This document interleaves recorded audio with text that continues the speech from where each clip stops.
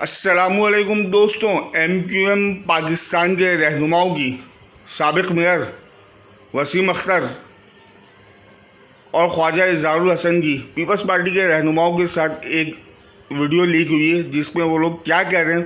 पहले आप लोग ये वीडियो देखें फिर इसको डिस्कस करते हैं।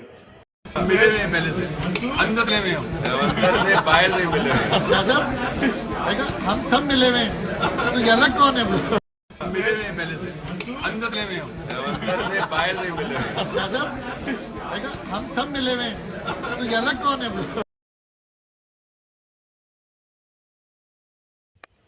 तो व्यूअर्स, आपने वाज़ेह तौर पे सुन लिया कि कह रहे हैं हम सब मिले हुए और पहले से मिले हुए।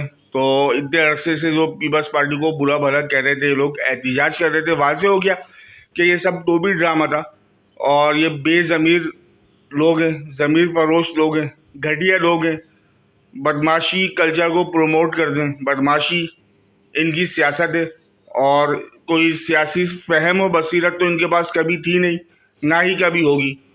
और जो रही सही इनकी सियासत थोड़ी बहुत जो बाकी थी कराची के अंदर, और कराची की पार्टी थी ये, वो भी ख़त्म हो गई। और बदमाशी के ऊपर जो वोट देते थे, सीटें लेते थे, अब वो भी इनको नहीं मिलेंगे। आप लोगों से गुजारिश है चैनल को सब्सक्राइब कर दें। अल्लाह हाफिज़।